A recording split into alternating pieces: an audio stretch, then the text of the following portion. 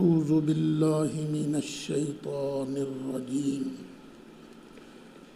بسم الله الرحمن الرحیم بحمدہ تعالی آج دورہ تفسیر القرآن کا سبق نمبر 72 یعنی 72 ہے۔ 5واں پارہ سورہ نساء کی آیت نمبر 113 پر گفتگو شروع تھی کہ اللہ تعالیٰ ارشاد فرماتا ہے وَعَلَّمَكَ، محبوب اللہ نے آپ کو سکھا دیا، علم دے دیا۔ کس چیز کا؟ ما لم تکن تعلم، جو بھی آپ نہیں جانتے تھے۔ وَكَانَ فَضْلُ اللَّهِ عَلَيْكَ عَظِيمًا، اور اللہ کا آپ کو اتنا علم عطا فرمانا یہ آپ پر اللہ کا بہت بڑا فضل ہے۔ اس آیت مبارکہ پر شاید 2 سبقوں میں متواتر گفتگو ہوتی رہی ہے۔ آج کوشش کریں گے کہ اس گفتگو کو اختصار کے ساتھ ختم کر کے آگے چلیں، یعنی اس آیت پر آج چوتھا سبق ہے۔ کل ہم نے نبی کریم علیہ السلام کے علم ما کانا و ما یکون پر حضرت سیدنا عمر فاروق رضی اللہ عنہ کی بیان کردہ حدیث مبارک سنائی تھی۔ آج اسی مضمون کی ملتی جلتی دوسری حدیث شریف، جو کل حدیث ہم نے بیان کی تھی اس کے راوی ہیں حضرت امیر المؤمنین سیدنا عمر فاروق رضی اللہ عنہ، اور آج جو حدیث شریف میں سنانے لگا ہوں اس کے راوی ہیں حضرت سیدنا حذیفہ رضی اللہ عنہ، جنہیں صاحب سر رسول اللہ بھی کہا جاتا ہے صلی اللہ علیہ وسلم، کہ یہ نبی کریم علیہ السلام کے رازدان صحابی ہیں۔ وہ فرماتے ہیں کہ ایک دن نبی کریم علیہ السلام نے ہمیں خطبہ ارشاد فرمایا، ما ترک فیہا شیئا الی قیام الساعۃ الا ذکرہ، قیامت تک جو کچھ ہونے والا تھا سرکار نے سب کچھ بیان کر دیا، اس میں سے کچھ نہیں چھوڑا، سب کچھ بیان کر دیا۔ علمہ من علمہ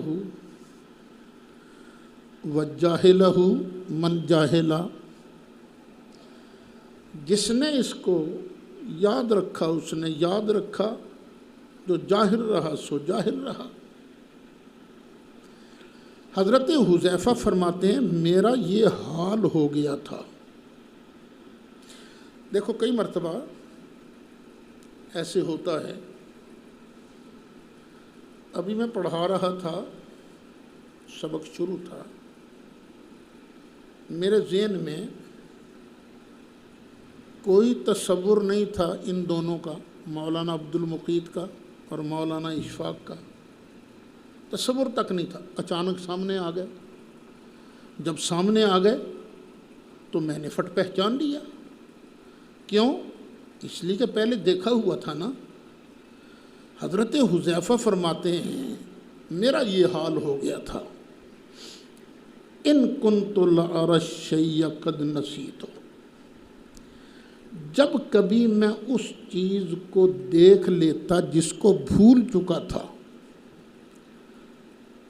فأعرف ما يعرف الرجل اذا غاب عنه فرآہ فعرفہ، تو جس طرح کوئی بندہ جس کو بندہ بھول چکا ہو سامنے آ جائے تو پہچان لیتا ہے نا، تو اسی طرح جب وہ چیز سامنے آتی تو میں پہچان لیتا، رہے یہ تو وہی چیز ہے جس کو میرے مصطفیٰ علیہ السلام نے بیان فرمایا تھا۔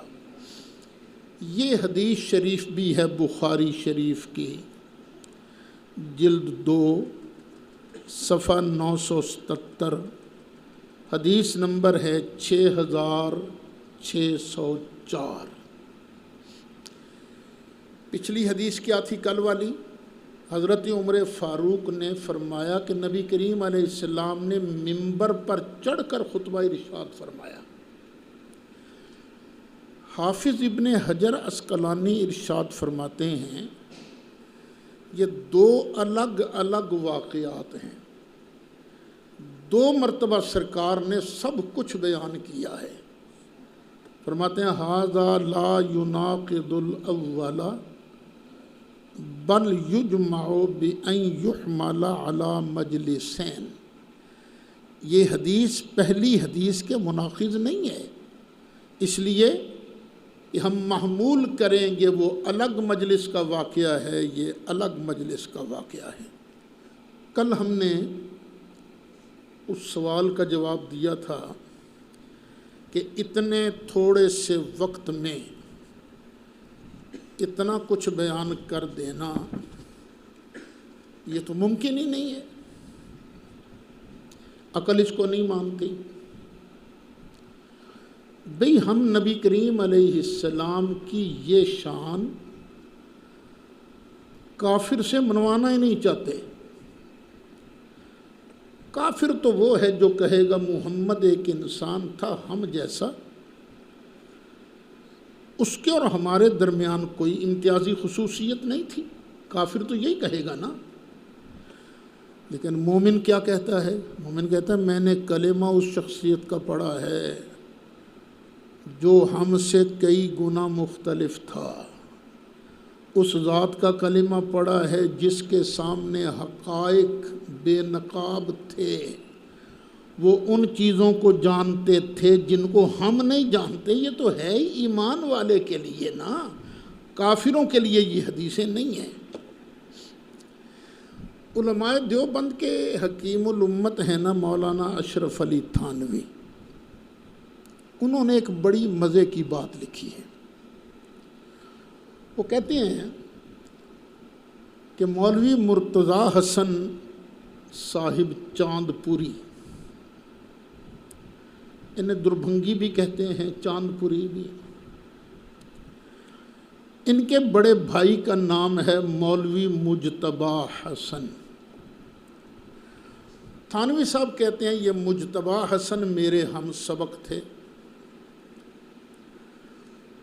انہوں نے مجھ سے بیان کیا۔ اب دیکھیں یہ سند بھی ساتھ بیان ہو رہی ہے۔ وہ کہتے ہیں کہ ایک بزرگ گزرے ہیں حضرت شاہ عبد الحق محدث نہیں الہ آبادی، 2 ہیں یہ، انہیں شیخ الدلائل بھی کہتے ہیں، شیخ الدلائل۔ شیخ الدلائل نے بیان کیا کہ وہ مدینہ شریف میں رہتے تھے، ایک بدو بزرگ آتے تھے گاؤں کے دیہات کے، وہ زیادہ نفل وفل نہیں پڑھا کرتے تھے، بس وہ یوں ٹکٹکی باندھ کر سرکار کے روضہ انور کو دیکھتے رہتے تھے۔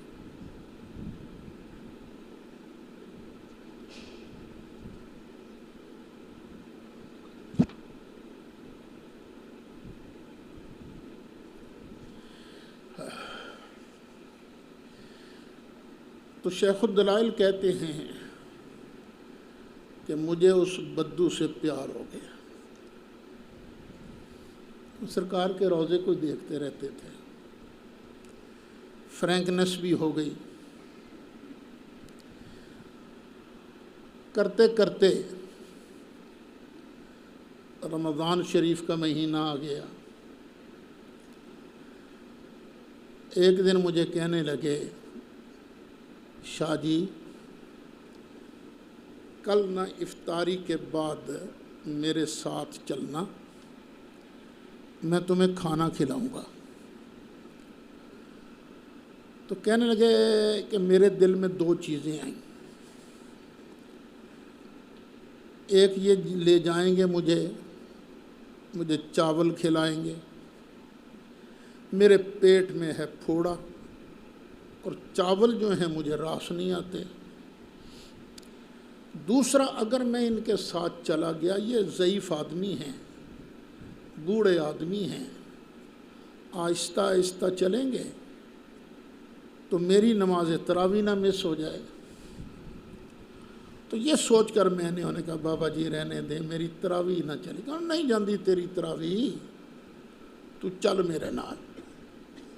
خیر میں نے کہا ٹھیک ہے جی، کل چلیں گے۔ اب دوسرا دن آیا، مغرب کی اذان ہوئی، لوگوں نے روزہ کھولا، افطاری کی، بعد میں نماز مغرب پڑھی۔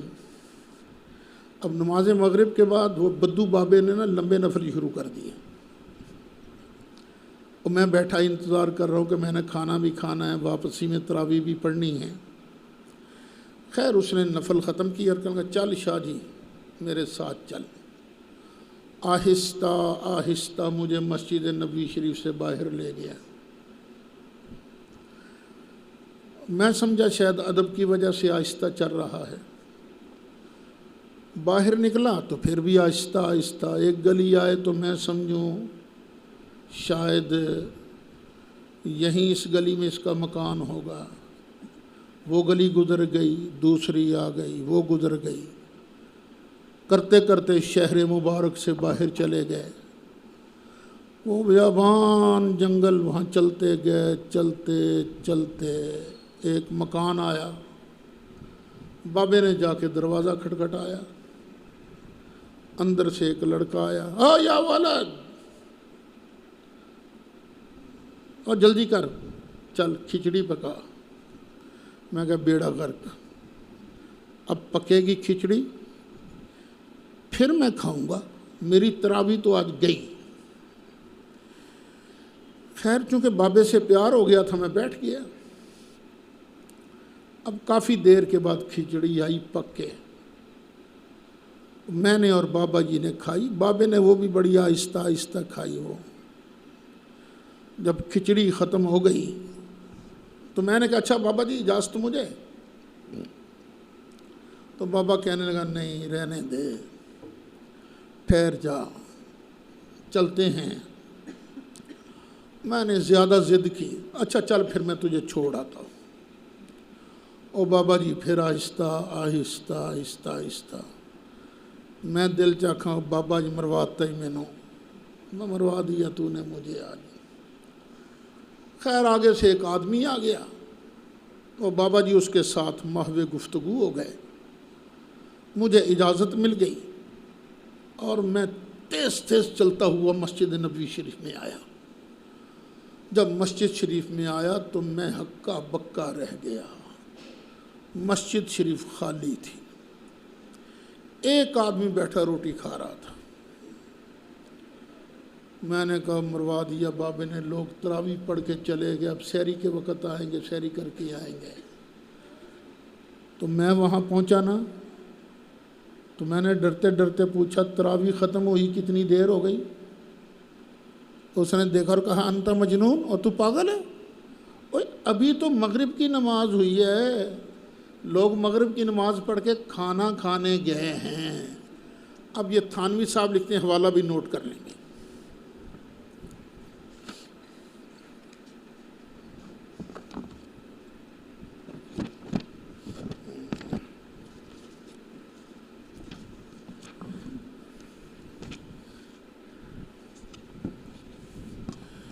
الافادات الیومیہ جلد 10 صفحہ 86 87 88۔ یہ ملتان میں ایک ادارہ ہے، ادارہ تالیفات اشرفیہ، تو وہاں کی چھپی ہوئی ہے۔ تو شاہ عبدالحق کہتے ہیں کہ اس کے بعد پھر نہ وہ بزرگ مجھے کبھی نظر نہیں آیا۔ وہ صاحب کمال بزرگ تھا۔ تھانوی صاحب لکھتے ہیں تو جناب یہ تو وہاں کے بدوؤں کی حالت ہے، یہ بدو کی حالت ہے کہ شاہ عبدالحق کو چلا چلا کر گھر بٹھا کر کھچڑی پکوا کر پھر کھلا کر باتیں کر کے پھر واپس لائے اور آہستہ آہستہ پھر اجازت دی، اور جب وہ چلتے ہوئے پہنچے تو کتنے منٹ گزرے تھے؟ چند منٹ گزرے تھے۔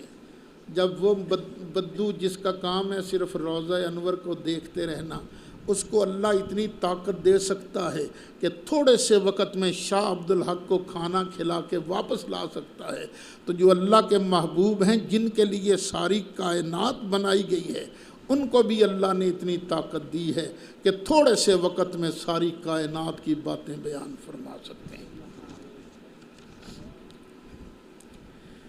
ایک اور حدیث شریف سن لیجیے، حدیث نمبر 3، علم ما کانا و ما یکونوں پر حدیث نمبر 3۔ وہ حدیث شریف یوں ہے کہ نبی کریم علیہ السلام نے فرمایا، من احب ان یسأل عن شیء فلیسأل عنہ، جو آدمی کوئی چیز مجھ سے پوچھنا پسند کرتا ہے وہ پوچھ لے۔ فواللہ، اللہ کی قسم ہے، لا تسألونی عن شیء الا اخبرتکم بہ ما دمت فی مقامی ھذا، مجھے اللہ کی قسم ہے جو کچھ تم پوچھو گے میں یہیں کھڑے کھڑے تمہیں بتاؤں گا، یہیں کھڑے کھڑے تمہیں بتاؤں گا۔ جب سرکار نے یہ فرمایا فَأَكْثَرَ النَّاسُ الْبُكَاءَ، اکثر لوگوں نے رونا شروع کر دیا۔ سرکار آج کیا فرما رہے ہیں؟ سرکار کہیں وداعی کی باتیں تو نہیں، لوگوں نے رونا شروع کر دیا۔ ایک آدمی کھڑا ہو گیا، این مدخلی یا رسول اللہ، اے اللہ کے پیارے رسول یہ فرمائیے میں جاؤں گا کہاں، میرا ٹھکانہ کہاں ہے؟ فرمایا النار، جہنم میں جاؤ گے۔ پھر عبداللہ بن حذافہ کھڑے ہو گئے، من ابی یا رسول اللہ، یا رسول اللہ میرا باپ کون ہے؟ فرمایا ابو کا حذافہ، فرمایا تیرا باپ حذافہ ہے۔ قالا، راوی کہتے ہیں ثم اکثر، حضرت انس وہ فرماتے ہیں ثم اکثر ان یقول، سرکار نے پھر بار بار کہنا شروع کر دیا سلونی سلونی، اور پوچھو مجھ سے جو پوچھتے ہو، پوچھو مجھ سے۔ اب یہ سرکار کا مطلقاً فرمانا پوچھو مجھ سے جو پوچھتے ہو، پوچھو مجھ سے جو پوچھتے ہو، یہ کس بات کی دلیل ہے؟ یہ وہی کہہ سکتا ہے جس کو اللہ نے سب کچھ سکھایا ہو، جس کو اللہ نے سب کچھ بتایا ہو، وہی کہہ سکتا ہے پوچھ لو جو دل کردہ جے پوچھو۔ مطلقاً فرمایا، کوئی قید نہیں لگائی، مطلقاً فرمایا سلونی سلونی، پوچھو مجھ سے۔ یہ حدیث شریف ہے بخاری شریف جلد 2 صفحہ 1083، حدیث نمبر 7294۔ اچھا، بخاری شریف کے اندر ہی یہ حدیث اختصار کے ساتھ بھی موجود ہے۔ اس میں اتنا اضافہ ہے کہ عبداللہ بن حذافہ کے بعد ایک اور آدمی کھڑا ہو گیا. اس نے عرض کیا یا رسول اللہ میرا باپ کون ہے؟ فرمایا تیرا باپ سالم ہے. سالم. تو سرکار نے اس کے باپ کا نام بھی بتایا تھا. اچھا یہ سرکار نے فرمایا کیوں تھا؟ پوچھو مجھ سے جو بات پوچھنا چاہتے ہو پوچھو. حضرت ابو موسیٰ اشعری رضی اللہ عنہ آپ ارشاد فرماتے ہیں کہ کئی صحابہ ایسی باتیں پوچھ لیا کرتے تھے جو سرکار کو ناگوار گزرتی تھی. ایسی باتیں بھی پوچھ لیا کرتے تھے. تو جب یہ زیادہ ہونے لگا تو نبی کریم علیہ السلام پر غضب کی کیفیت طاری ہوئی.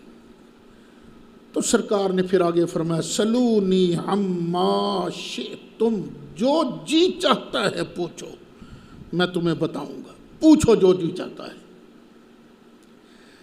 اب سوال یہ ہے کہ یہ ناراض نبی کریم علیہ السلام اتنی بات پر ناراض کیوں ہوئے؟ کسی نے پوچھ لیا جی میرا باپ کون ہے، سرکار نے بتا دیا. اس میں اتنی ناراضگی والی بات کیا ہے؟ یا کسی نے پوچھا یا رسول اللہ کیا ہر سال حج فرض ہے؟ اس میں ٹھیک ہے، لیکن اتنا ناراض ہونے والی بات کہ حضرت عمر گھٹنوں کے بل گر پڑے. آگے سرکار کے جو کہ عرض کیا آقا ہم نے تو کوئی عرض نہیں، ہم تو ردینا باللہ ربن، اللہ کے رب ہونے پر راضی، وبالاسلام دینا، اسلام کے دین ہونے پر راضی، وبک نبیّا، اور آپ کے نبی ہونے پر راضی. تو یہ کیا کیفیت کیا تھی؟ کوئی خاص بات تھی جس کی وجہ سے سرکار پر اتنا جلال طاری تھا؟ وہ خاص بات کیا تھی؟ وہ تفسیر معالم التنزیل ہے، اس کے اندر اس کی وجہ یہ مذکور ہے کہ نبی کریم علیہ السلام نے ارشاد فرمایا کہ جس طرح اللہ تعالیٰ نے آدم علیہ السلام پر کرم فرمایا، ساری اولاد ان کے سامنے پیش کر دی، تو آدم علیہ السلام اپنے ہر اس بیٹے کو جانتے تھے جو جنت میں جائے گا، اور اس کو بھی جانتے تھے جو جہنم میں جائے گا. یہی کرم اللہ نے ہم پر بھی کیا ہے. ہم بھی ہر اس بندے کو جانتے ہیں جو جنت میں جائے گا، اس کو بھی جانتے ہیں جو جہنم میں جائے گا. منافقین بیٹھے ہوئے تھے، انہوں نے اشاروں سے سن لو کی کہہ رہے جے. یہ کہتا ہے جو ابھی پیدا نہیں ہوئے میں ان کو بھی جانتا ہوں، ہم اس کے پیچھے روز نمازیں پڑھتے ہیں ہمیں جانتا نہیں، اور کہتے ہیں میں ان کو جانتا ہوں. اب یہ تانا تھا میرے نبی کریم علیہ السلام کے علم مقدس پر. اب دیکھو آپ کے استاد ہیں، اگر استاد کو پتہ چلے یہ شاگرد کہتا ہے استاد نو کی پتہ، تو یہ استاد کی توہین ہے نا، استاد ناراض ہوگا. اب سید العالمین صلی اللہ علیہ وسلم کے بارے منافقین نے کہا یہ کہتا ہے کہ میں ان کو جانتا ہوں جو ابھی پیدا نہیں ہوئے، اور ہم اس کے پیچھے نمازیں پڑھتے ہیں اور ہمیں جانتا نہیں، تو وہ بات کیسے سچ ہوگی؟ اب سرکار جلال میں آئے. جلال میں آنے کی وجہ سمجھ آ گئی. سرکار جلال میں آئے اور پہلے فرمایا ما بال اقوام طعنوا فی علمی، اس ٹولے کا کیا حال ہوگا جو میرے علم پر طعنہ زنی کرتے ہیں. لا تسألونی عن شیء فیما بینکم وبین الساعة الا انبأتکم بہ. اب سے لے کر قیامت تک جو جی چاہتا ہے پوچھ لو، میں نہ بتاؤں تو اللہ کا نبی نہ کہنا. یہ نبی کریم علیہ السلام کے جلال کی وجہ یہ تھی. پتہ یہ چلا یہ بحث ہو سکتی ہے کہ سرکار کا علم مقدس کہاں تک ہے، پر یہ منافقوں کی طرح کہنا نبی نے نہیں پتہ، یہ منافقوں کا کام ہے، ایمان والے کا کام نہیں ہے. منافق ہے جو تانا مارتا ہے، اور ایمان والا اپنے مصطفیٰ کی شان بیان کرتا ہے. ایک اور حدیث شریف سن لیجیے.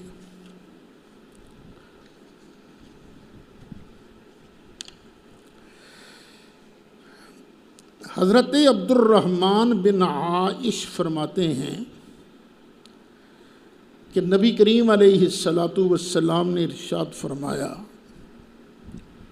رأیت ربی عز وجل فی احسن صورہ، میں نے اپنے رب کریم کا دیدار کیا بڑی حسین صورت میں۔ تو اللہ نے پوچھا فیما یختصم الملأ الاعلیٰ، محبوب پیارے یہ میرے خاص قرب والے فرشتے جھگڑا کر رہے ہیں کسی چیز میں، ذرا بتاؤ کس چیز میں جھگڑا کر رہے ہیں؟ قال قلت انت عالم، سرکار فرماتے ہیں میں نے عرض کہ یا اللہ تو جانتا ہے، مجھے تو نہیں پتا۔ قال، سرکار فرماتے ہیں جب میں نے یہ کہا انت عالم، یا اللہ تو بہتر جانتا ہے، فوضع کفہ بین کتفی، تو اللہ کریم نے اپنا قدرت والا ہاتھ میرے دونوں کندھوں کے درمیان رکھ دیا۔ فوجدت بردہا بین صدیہ، تو میں نے اللہ کے دستے قدرت کی ٹھنڈک اپنے سینے کے درمیان محسوس کی۔ جب سینے کے درمیان ٹھنڈک محسوس کی فعلمت ما فی السماوات والارض، تو میں نے جو کچھ زمین میں ہے اور جو کچھ آسمان میں ہے سب کچھ جان لیا۔ سرکار نے یہ بتا کر پھر وتلا، پھر قرآن کی آیت تلاوت کی، وہ کیا؟ وَكَذَلِكَ نُرِي إِبْرَاهِيمَ مَلَكُوتَ السَّمَاوَاتِ وَالْأَرْضِ وَلِيَكُونَ مِنَ الْمُوقِنِينَ، 7ویں پارے کی آیت ہے۔ اللہ نے ابراہیم علیہ السلام پر بھی یہ کرم کیا تھا، ابراہیم علیہ السلام کو بھی اللہ نے زمین و آسمان کی بادشاہیاں دکھا دی تھی۔ تو سرکار فرماتے ہیں پھر میں نے سب کچھ جان لیا، جو کچھ آسمانوں میں ہے اور جو کچھ زمین میں ہے۔ یہ روایت ہے عبد الرحمن بن عائش سے، اور اسی مضمون کی دوسری حدیث ہے حضرت معاذ بن جبل سے۔ یہ جو عبد الرحمن بن عائش والی حدیث ہے نا، اس کے بارے میں حضرت شاہ عبد الحق محدث دہلوی ارشاد فرماتے ہیں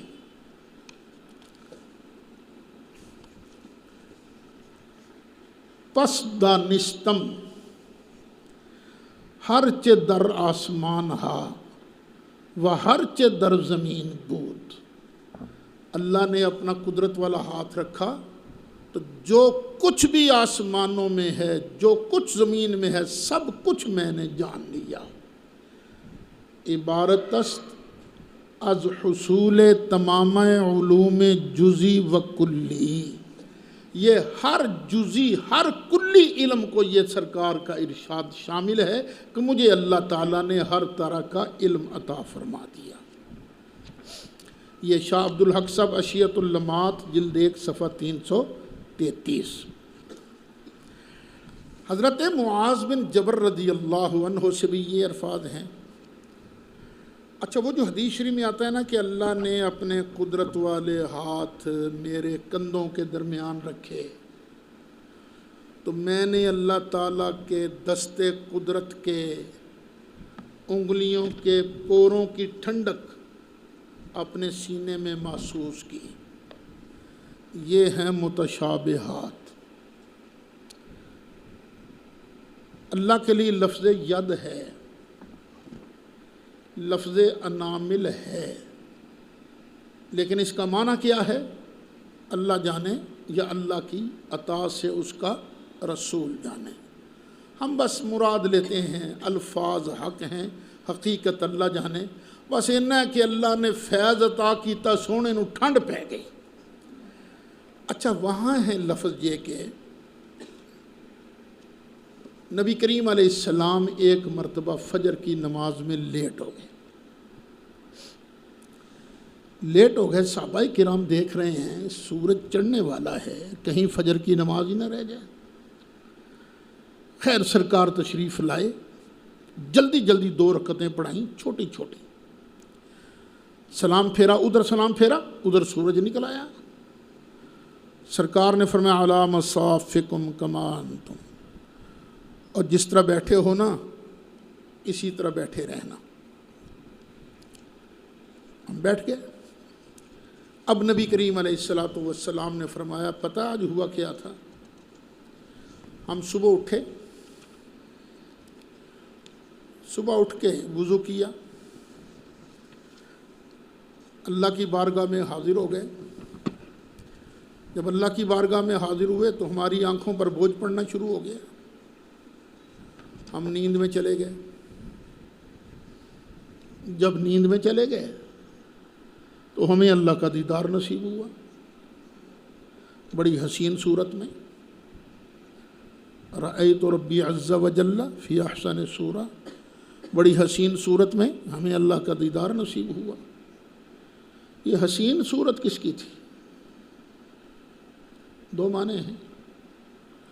حسین صورت اللہ کی، وہ کیا تھی پتہ نہیں۔ جب اللہ کے لیے لفظ صورت آئے تو شکل معنی نہیں کرنا، نہ، کیونکہ اللہ شکل سے پاک ہے۔ ابا جی قبلہ ایک بات سنایا کرتے تھے، دھوبی گھاٹ میں جلسہ ہو رہا تھا، صدارت کر رہے تھے حضور محدث اعظم پاکستان مولانا سردار احمد صاحب رحمۃ اللہ علیہ، اور واعظ کر رہے تھے سلطان الواعظین حضرت مولانا ابو النور محمد بشیر صاحب کوٹلوی رحمۃ اللہ علیہ۔ انہوں نے یہی حدیث شریف پڑھی اور سورت کا ترجمہ کر دیا شکل۔ ایسا پھر اللہ نو بڑی سونی شکل تے ویکھی ہے۔ حضور محدث اعظم پاکستان فٹ پر، ارے مولانا توبہ کرو توبہ، اللہ شکل سے پاک ہے، اللہ شکل سے پاک ہے۔ انہوں نے تھوڑی دیر تک غور کیا، پھر کلمہ پڑھا، کہا لوگوں گواہ رہنا آپ ٹھیک کہہ رہے ہیں، واقعی اللہ شکل سے پاک ہے، مجھ سے غلطی ہو گئی۔ اب یہ ہے ہمارے بزرگوں کی شان، یہ بزرگوں کی شان ہے، غلطی ہو گئی ہو جاتی ہے غلطی، لیکن ضد نہیں کی، اڑے نہیں، ضد نہیں کی۔ کاش دیوبندی مولوی اپنی غلطی کو مان لیتے تو اتنا فساد تو نہ پیدا ہوتا نا، جو عبارتیں ان کی غلط ہیں۔ تو اللہ ضد سے بچائے، اللہ غلطی سے بچائے، اگر ہو جائے تو پھر اللہ حق کی طرف رجوع کرنے کی توفیق بھی نصیب فرمائے۔ اچھا دوسرا معنی اس کا یہ کیا گیا، ہم بڑی خوبصورت شکل میں تھے، تو کیا سرکار کی یہ جو شکل ہے یہ خوبصورت نہیں ہے؟ اس جیسا خوبصورت تو اللہ نے پیدا ہی نہیں کیا۔ بعد از خدا بزرگ توئی قصہ مختصر، وہ حضرت حسان کا جو شعر ہے وہ ہے نا یاد، وَأَحْسَنُ مِنْكَ لَمْ تَرَ قَطُّ عَيْنِي وَأَجْمَلُ مِنْكَ لَمْ تَلِدِ النِّسَاءُ خُلِقْتَ مُبَرَّأً مِنْ كُلِّ عَيْبٍ كَأَنَّكَ قَدْ خُلِقْتَ كَمَا تَشَاءُ۔ تو سرکار فرماتے ہیں ہم بڑی حسین صورت میں تھے، تو یہ صورت بھی تو ہے نا حسین۔ تو یہاں علماء فرماتے ہیں اصل میں سرکار کی شکلیں ہیں 2، ایک ہے یہ صورت بشری، یہ پردہ ہے اصل شکل پر۔ حضرت شاہ عبد الحق فرماتے ہیں اگر سرکار کو اللہ بشریت کا لباس نہ پہناتا تو کسی آنکھ میں اتنی مجال نہیں تھی کہ وہ سرکار کے چہرہ انور کو دیکھ سکتا۔ یہ سرکار وہ خاص صورت ہے۔ دیوبند کے بانی ہیں نا مولوی محمد قاسم صاحب نانوتوی، ہر بندے سے غلطی بھی ہوتی ہے، ٹھیک بات بھی کرتا ہے۔ غلطی ہو گئی ان سے، ان کے ماننے والے اڑ گئے، فرقہ بن گیا نیا کہ زمین کے اندر 6 نبی، ہر زمین 6 زمینیں اور ہیں، ہر زمین کے اندر ایک محمد اور بھی ہے، کل 7 محمد ہو گئے۔ جب 7 محمد ہو گئے تو پھر آخری تو نہ رہے نا سرکار۔ تو یہ غلطی ہوئی ان سے، جن کی وجہ سے کفر کا فتویٰ بھی لگا ان پر، لیکن اچھی باتیں بھی کی ہیں۔ ایک نعت لکھی ہے انہوں نے جس کے شعر ہیں رہا جمال پہ تیرے حجاب بشریت، رہا جمال پہ تیرے حجاب بشریت، نہ جانا کون ہے، نہ جانا کون ہے کچھ کسی نے بجز ستار، سوا خدا کے بھلا کوئی تجھ کو کیا جانے، تو شمس نور ہے، صرف نور نہیں، تو شمس نور ہے، شب پر نمت اولو الابصار، یعنی سرکار کے جمال پر یہ بشریت ایک پردہ ہے۔ اچھا پھر اللہ تعالیٰ نے پوچھا، ہاں محبوب پیارے بتا، وہ فرشتے کس مسئلے میں جھگڑا کر رہے تھے؟ اب سرکار کو جب فیض ملا فٹ بیان کرنا شروع کر دیا، فی الکفارات والدرجات، ان مسئلوں میں فرشتے جھگڑا کر رہے ہیں جن کے کرنے سے بندے کے گناہ مٹ جاتے ہیں اور جن کے کرنے سے بندے کے درجات بلند ہو جاتے ہیں۔ یہ حدیث ہے ترمذی شریف کے اندر، اور یہ واحد حدیث ہے جس کے متعلق امام ترمذی فرماتے ہیں کہ میں نے اپنے استاد جی امام بخاری سے پوچھا اس حدیث کے بارے، تو امام بخاری نے فرمایا ھذا حدیث حسن صحیح، ھذا حدیث حسن صحیح، وہاں لفظ کیا ہے؟ فتجلی لی کل شیء، کائنات کی ایک ایک چیز کو میں مصطفیٰ نے جان بھی لیا، وعرفت، اور پھر میں نے پہچان بھی لیا۔ تو سرکار جو ہیں اللہ نے ان کو کائنات کی ہر چیز کا علم عطا فرمایا تھا۔ ایک اور حدیث شریف سن لیجیے جی، مشکات شریف صفحہ 72، حدیث نمبر 748،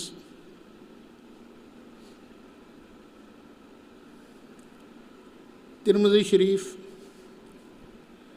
حدیث نمبر 3235۔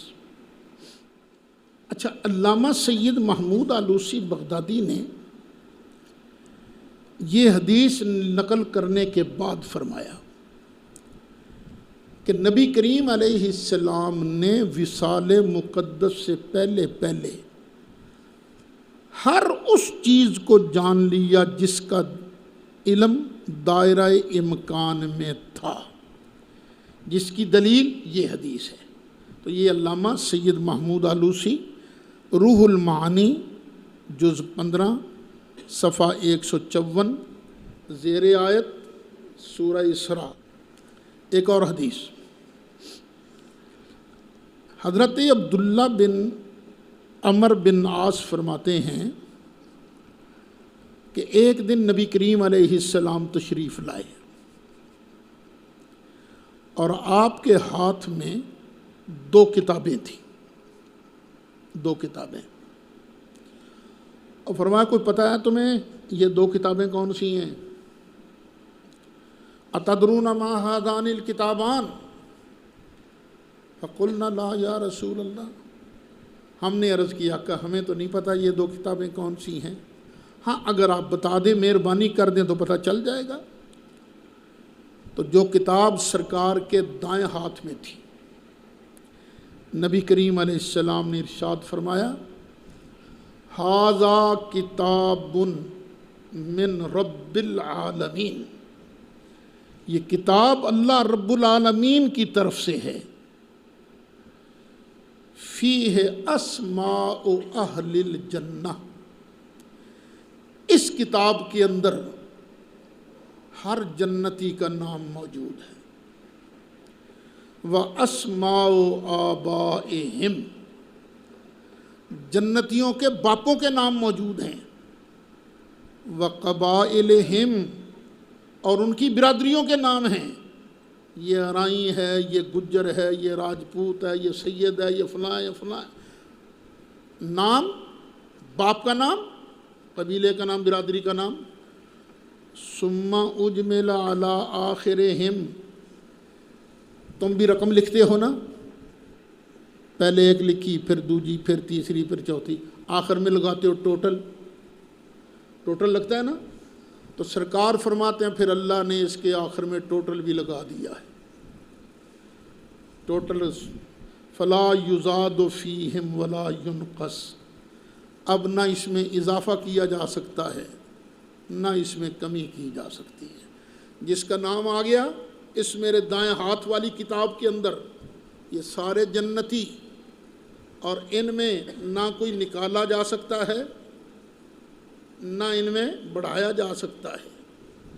اور جو دوسرے ہاتھ میں کتاب تھی، فرمایا ھذا کتاب من رب العالمین، یہ اللہ رب العالمین کی طرف سے کتاب ہے، فیہ اسماء اہل النار، اس کتاب میں جہنمیوں کے نام ہیں، واسماء آبائہم، ان کے باپوں کے نام ہیں، وقبائلہم، ان کی برادریوں کے نام ہیں، ثم اجمل علی آخر، اور ان کے آخر میں پھر ٹوٹل لگا دیا گیا ہے، فلا یزاد فیہم ولا ینقص منہم ابدا، بس لگ گیا ٹوٹل، نام درج ہو گیا، جس کا نام اس لسٹ میں ہے وہ جہنم میں جائے گا، نہ اب کمی کی جا سکتی ہے نہ اس میں اضافہ کیا جا سکتا ہے۔ اب مجھے کوئی آدمی دیتا ہے تحفہ کتاب کا، وہ کس لیے دیتا ہے؟ ہاں، پڑھنے کے لیے، تاکہ میں پڑھوں اور اچھی طرح پڑھوں۔ اور اگر تحفہ مجھے میرے استاد نے دیا ہو کہ بھئی اس کو ذرا دیکھو، میں تو اور دھیان سے پڑھوں گا نا، یہ میرے استاد نے تحفہ دیا ہے۔ جو مجھے تحفہ ملے استاد کی طرف سے، میں صحیح طور پر اس کو نہ پڑھوں تو یہ ناقدری ہے نا، غور سے پڑھوں، یاد رکھنے کی کوشش کروں تو یہ قدردانی ہے۔ اور جو کتاب اللہ دے ہے اور مصطفیٰ لے تو کیا خیال ہے سرکار نے پھر اس کو دیکھا نہیں ہے؟ اور یہ نہ کہے کہ سرکار کو پتہ نہیں تھا مومن کون ہے منافق کون ہے۔ نبی کریم علیہ السلام کو اللہ نے جنتیوں والی کتاب بھی دے دی تھی، اور یہ تحفہ تھا رب العالمین کی طرف سے۔ سرکار ایک ایک جنتی کو بھی جانتے ہیں، سرکار ایک ایک جہنمی کو بھی جانتے ہیں۔ ایک اور حدیث شریف سن لیجیے، حضرت ابو ہریرہ ارشاد فرماتے ہیں کہ ایک مرتبہ ایک بھیڑیا آیا، ایک چرواہا اپنی بکریاں چرا رہا تھا، بھیڑیا آیا، اس نے جمپ لگایا، ایک بکری کو پکڑا اور بھاگ گیا۔ وہ جو چرواہا تھا وہ تن و من تھا، ماڑا نہیں تھا، تکڑا تھا۔ اس نے ڈانگ پکڑی اور اس کے پیچھے بھاگا۔ حالانکہ لوگ ڈر جاتے ہیں نا بھیڑیے کو دیکھ کر، یار مینوں نہ کھا جائے کتھے، اور بھاگا۔ ایک سٹی اس نے بکری چھوڑ دی اور دور جا کے کھڑا ہو گیا، کہنے لگا اوے ظالمہ، اللہ نے مجھے رزق دیا تھا، تو نے مجھ سے رزق چھین لیا۔ میں نے کہا اوے یہ تو بڑے تعجب کی بات ہے، وہ آج تک کسی بھیڑیوں کو باتیں کرتے ہوئے سنا نہیں ہے، یہ تو انسانوں کی طرح باتیں کر رہا ہے۔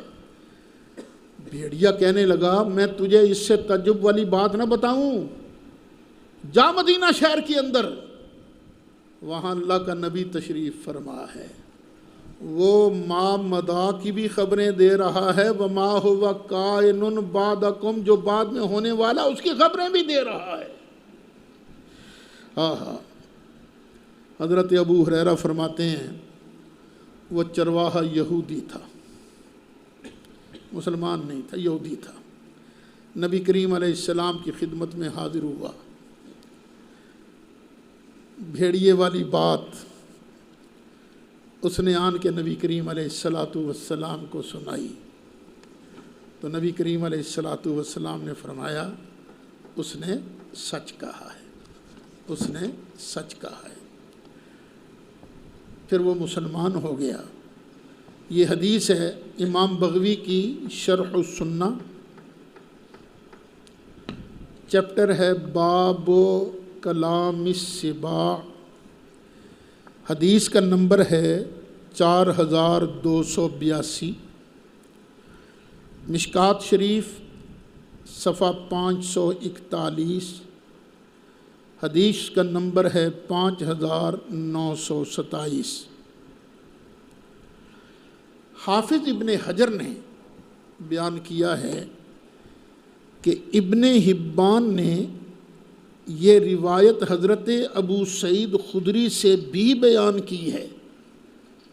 پہلے کی صحابی کا نام آیا تھا ابو ہریرہ کا، اب دوسرا نام کیا آ گیا؟ ابو سعید خدری کا رضی اللہ عنہ۔ حافظ ابن حجر نے ہدایت الروات فی تخریج الاحادیث المصابیح والمشکات، اس کی جلد نمبر 5 صفحہ 349 پر اس کو نقل کیا ہے۔ اور مشہور وہابی محقق جس کو موجودہ دور کے وہابی حضرات موجودہ دور کا امام بخاری کہتے ہیں، علامہ ناصر الدین البانی، اس نے کہا ہے وَقَضَا احمد، ایسے ہی امام احمد نے بھی اس کو روایت کیا ہے، وَإِسْنَادُهُ صحیح، اور اس کی سند صحیح ہے۔ امام حیثمی اس حدیث کے متعلق فرماتے ہیں رواہ احمد وَرِجَالُهُ ثِقَاتٌ، اس حدیث کو امام احمد نے روایت کیا ہے اور اس کے راوی ہیں سارے ثقہ، مجمع الزوائد جلد 8 صفحہ 295۔ اب سرکار کرتے ہیں تصدیق، اس نے کیا کہا تھا؟ بھیڑیے نے وہ خبریں دیتے ہیں بما ما مدا، جو گزر چکا۔ ما مدا کا معنی کیا ہے؟ ما کانا، وما ہوا کائن بعدکم، یعنی ما یکون، یعنی وہ عرب کا بھیڑیا تھا جو کہتا تھا مدینہ طیبہ کے اندر نبی ہیں، جو ما کانا و ما یکونوں کی خبریں دیتے ہیں۔ پاکستانی بگیاڑا تیرے بھی قربان جائیے، پاکستانی بگیاڑ نہیں مانتا اور وہ عرب کا بھیڑیا مان رہا تھا۔ آیت نمبر 114، اعوذ باللہ من الشیطان الرجیم، لا خیر فی کثیر من نجواہم، ان کے اکثر مشوروں میں کوئی خیر نہیں ہے۔ اکثر میٹنگوں میں، اکثر مشوروں میں، اکثر بیٹھکوں میں کوئی خیر نہیں ہے۔ مفسرین نے یہاں مراد منافقین لیے ہیں، لیکن میرا خیال ہے اس کو عام رکھا جائے کہ جو میٹنگیں ہوتی ہیں، یہ جو مشورے ہوتے ہیں، ان میں خیر نہیں ہے۔ اللہ، ہاں اس میٹنگ میں خیر ہے، من امر بصدقۃ، جو حکم دیوے صدقے کا، بھئی صدقہ خیرات کیا کرو۔ جس میٹنگ میں جو بندہ یہ حکم دیوے نا، اس میں بہتری ہے۔ او معروفن، یا کوئی اچھی بات کا مشورہ ہو، حکم دیوے معروف کا۔ او اصلاح بین الناس، یا ایسی بات کرے جس سے لوگوں کے درمیان صلح ہوتی ہو، لوگوں کے درمیان صلح والی بات ہو تو اس میں خیر ہے۔ پتہ چلا اللہ تعالیٰ کو وہ بندہ بہت پسند ہے جو دو لڑے ہوئوں کے درمیان مصالحت کرائے، اور اسی سے سمجھ جاؤ کہ جو دو دوستوں کے درمیان لڑائی کرائے وہ اللہ کو کتنا برا لگتا ہوگا۔ جھوٹ بولنا ویسے بہت بری بات ہے، لیکن اگر کوئی آدمی اس نیت سے جھوٹ بولے کہ اس کا دل نرم ہو جائے گا اور یہ دوسرے کے ساتھ صلح کرے گا، تو اس جھوٹ پر اللہ پکڑ بھی نہیں کرتا۔ کیوں؟ اللہ تعالیٰ کو اصلاح بین الناس یہ بہت پسند ہے۔ اچھا، کوئی آدمی پوچھنا کچھ؟ جی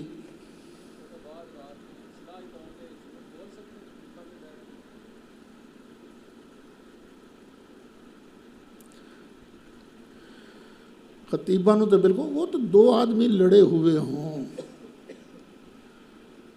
تو کہہ دے بندہ جا کے یار وہ تو تیری بڑی تعریف کر رہا تھا، یہ مطلب ہے۔ بیوی ناراض ہو تو اس کو بندہ کہہ سکتا ہے آج تے بڑی شاندار ہانڈی پکائی بھئی تو پامیں بالکل بے ذائقہ کیوں نہ ہو، چلو بھئی چلو گھر چلانا ہے نا، اس طرح کی باتیں ہیں، وگرنہ یہ جو خطیب جھوٹ بولتے ہیں ان کو بہت پکڑ ہوگی۔ اچھا، پھر یہ صدقے کا حکم دینا، جس میٹنگ کے اندر صدقے کا حکم دیا جائے، اچھی بات کا حکم دیا جائے، اصلاح بین الناس کی بات کی جائے، اس میں بھی نیت دیکھی جائے گی۔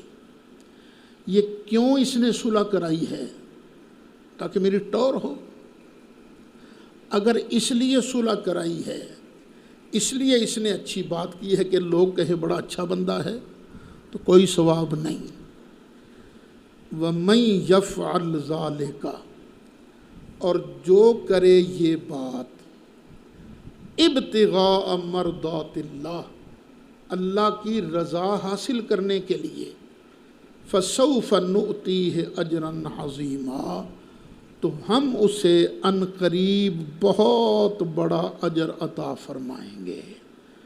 تو اپنی عادت بناؤ، لڑانے والی عادت نہ بنانا کہ میں نے لڑانا ہے، عادت بناؤ صلح کرانے والی، عادت بناؤ خود بھی صدقہ خیرات کرنے والی اور ترغیب دینے والی عادت بناؤ۔ یار اللہ دی راہ کچھ نہ خرچ کرتا رہا کر، اور واقعی جو اللہ کی راہ میں خرچ کرتا ہے نا پھر بھوکا نہیں مرتا۔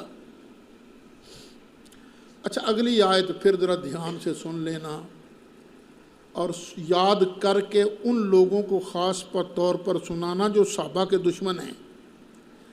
اللہ فرماتا ہے وَمَن يُشَاقِقِ الرَّسُولِ، اور جو بندہ رسول اکرم صلی اللہ علیہ وسلم کی مخالفت کرے، سرکار سے اختلاف کرے، سرکار کے خلاف بات کرے، من بعد ما تبین لہ الہدی، اس کے لیے ہدایت کا رستہ روشن ہو جانے کے بعد، ہدایت کا رستہ روشن ہو گیا پھر بھی رسول کی مخالفت کرتا ہے، ایک بات یہ بھی، وَيَتَّبِعْ غَيْرَ سَبِيلِ الْمُؤْمِنِينَ، اور مومنین کے رستے کے علاوہ دوسرے رستے پر چلتا ہے۔ یتبع اتباع کرتا ہے مومنوں کے رستے سے الگ رستے کی، نولہ،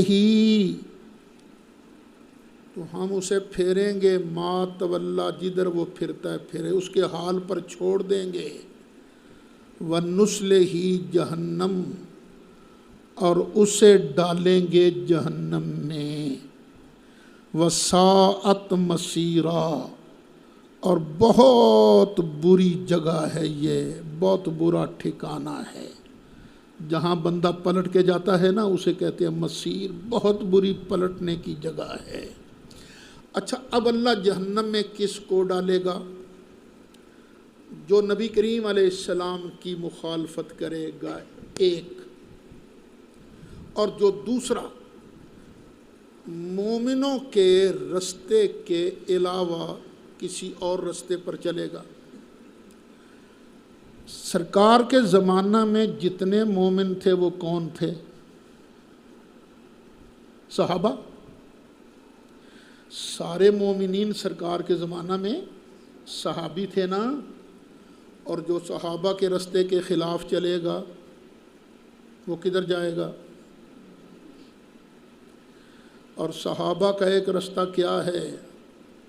سرکار کے وصال مقدس کے بعد تمام صحابہ نے ابو بکر صدیق کو اپنا امام مانا، تو اب جو بندہ ابو بکر صدیق کو اپنا امام نہیں مانتا، وَيَتَّبِعْ غَيْرَ سَبِيلِ الْمُؤْمِنِينَ نُوَلِّهِ مَا تَوَلَّى وَنُصْلِهِ جَهَنَّمَ وَسَاءَتْ مَصِيرًا۔ آج بھی تمام مومنین اگر کسی بات پر اتفاق کر لیں تو اس رستے کی پیروی واجب ہے، جسے تم فقہ کی اصطلاح میں اجماع کہتے ہو۔ مجتہدین علماء، وہاں مومنین سے اصل مراد کیا ہے؟ جو مجتہدین ہیں، اہل علم ہیں، کسی بات پر اکٹھ کر لیں، اجماع کر لیں تو اس کی اتباع بھی بندے پر لازم ہے۔ ان اللہ لا یغفر ان یشرک بہ،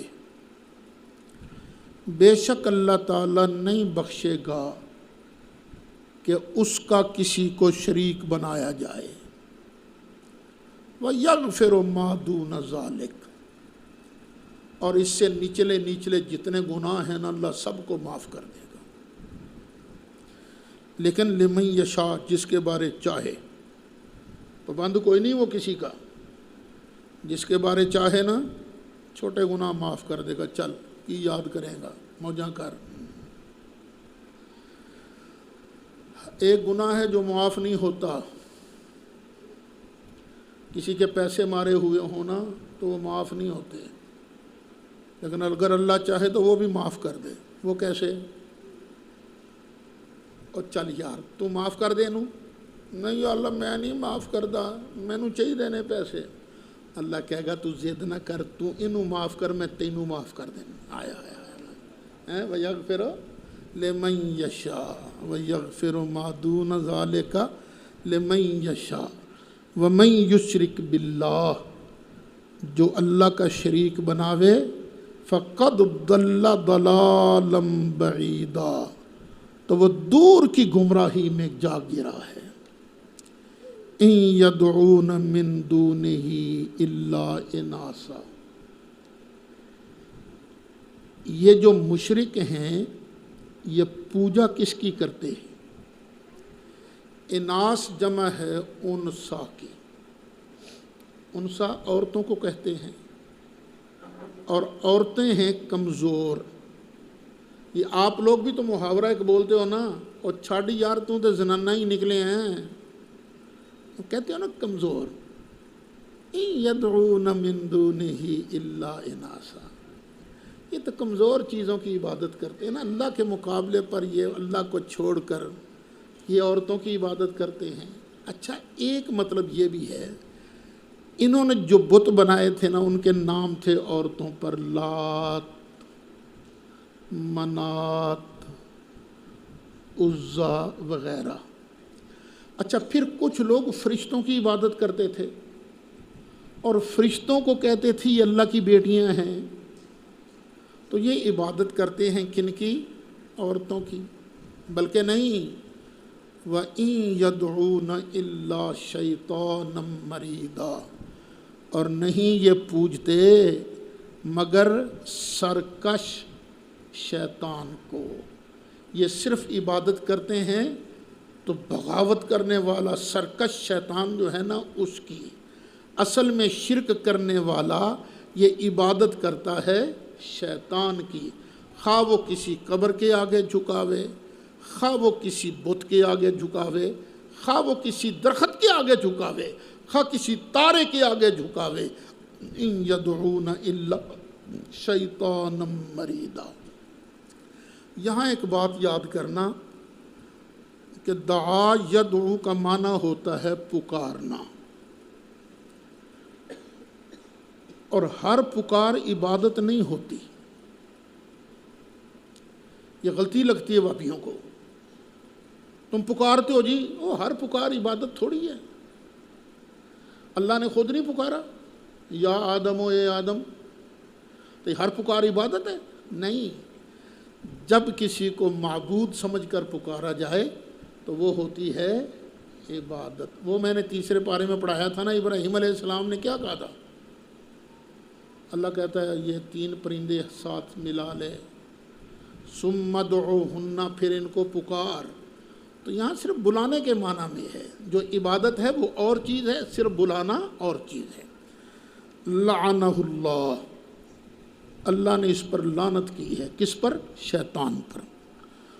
وقالا، انہیں بھی پھر تڑی لائی اگوں، دیکھو کیسا خبیث ہے یہ، اللہ کے سامنے اکڑتا ہے، یا کوئی تھانے دار کے سامنے نہیں اکڑتا، اور وہ اللہ کے سامنے اکڑ رہا ہے۔ وقالا، اس نے کہا اچھا، لأتخذن، میں بھی ضرور پکڑوں گا، من عبادک، تیرے بندوں میں سے، نصیبہ، حصہ، مفروضہ، مقرر کیا ہوا، میں بھی کچھ بندے تیرے اغوا کر کے اپنے پیچھے لاواں گا، تیرے مقابلے تے اپنی پارٹی بناواں گا۔ یہ شیطان نے اللہ کو دھمکی دی، اور ساتھ ہی کہا وَلَأُضِلَّنَّهُمْ، اور میں ان کو ضرور گمراہ کروں گا۔ قسم والی گل ہے، میں چھڑنا نہیں ہے نہ تیرے بندیانوں۔ وَلَأُمَنِّيَنَّهُمْ، اور میں ان کو ضرور امیدیں دلاؤں گا، اے کم کر تینوں اے فائدہ ہوئے گا، شرک کر تینوں پتر ملے گا، شرک کر تینوں خزانہ ملے گا، امیدیں دلاؤں گا۔ وَلَآمُرَنَّهُمْ، اور پھر میں ان کو حکم دوں گا، جب یہ حکم دوں گا نا، فَلَيُبَتِّكُنَّ، تو پھر یہ ضرور چیریں گے، آذان الانعام، ڈنگروں کے کان۔ یہ بھی ایک عبادت کا طریقہ تھا کہ جب وہ ڈاچی یا گائے یہ 6-7 بچے دے دیتی تھی نا، تو پھر اس کو کان چیر کر، یہ کہتے ہیں یہ حبل کے نام کے ہیں، چلو بتوں کے نام پر چھوڑ دیتے تھے، کان چیر کر، پھر کن چرا دیکھ کر اس کو پھر کوئی اپنے کھیت میں چرنے سے روکتا نہیں تھا، کوئی اس کا دودھ نہیں پیتا تھا، کوئی اس کا کھانا نہیں کھا، کوئی اس پر چڑھتا نہیں تھا، کوئی اس کو کھاتا نہیں تھا۔ اللہ وہ کہتا ہے میں یا اللہ کروں گا ایسے، تیری مخالفت میں ادنا تو ادنا ہی صحیح۔ وَلَآمُرَنَّهُمْ، اور البتہ ضرور میں ان کو حکم دوں گا، جب حکم دوں گا نا، فَلَيُغَيِّرُنَّ خَلْقَ اللَّهِ، تو یہ ضرور چینج کر دیں گے، بدل دیں گے اللہ کی تخلیق کو۔ یہاں خلق سے مراد، تخلیق سے مراد ہے اللہ کا دین، یاد رکھنا، خلق اللہ سے مراد کیا ہے؟ دین۔ تو وہ ضرور بھی ضرور بدل دیں گے اللہ کے دین کو۔ تو دین میں تبدیلی کرنا یہ شیطان کا طریقہ ہے۔ اللہ فرماتا ہے وَمَن يَتَّخِذِ الشَّيْطَانَ وَلِيًّا مِّن دُونِ اللَّهِ، اور جو بناوے شیطان کو ولی اللہ کو چھوڑ کر، فَقَدْ خَسِرَ خُسْرَانًا مُبِينًا، تو اس نے گھاٹا پایا، کھلا گھاٹا۔ یعدہم، شیطان ان کو وعدے دیتا ہے، وَیُمَنِّیہم، اور انہیں امیدیں دلاتا ہے، آرزویں دلاتا ہے۔ وَمَا یعدہم الشیطان الا غرورا، اور نہیں ان کو وعدہ دیتا شیطان مگر دھوکے کا۔ لوگ وعدہ کر لیتے ہیں نا، میں تمہیں پرسوں دے دیں گا پیسے، کوئی نہیں، دھوکہ بھی دیتے ہیں نا لوگ، تو شیطان بھی دھوکہ دیتا ہے، تو اس طرح کر تجھے یہ ملے گا، اس طرح کر تجھے یہ ملے گا۔ تو کہتا ہے، اللہ فرماتا ہے یہ سب بکواس ہے، سب جھوٹ ہے، وعدہ سچا ہے تو اللہ وحدہ لا شریک کا ہے۔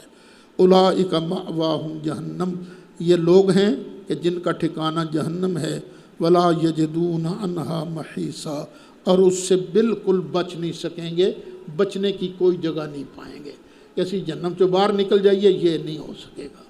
تو جو اللہ کے کہنے پر چلیں گے وہ انشاءاللہ کل، بسم اللہ۔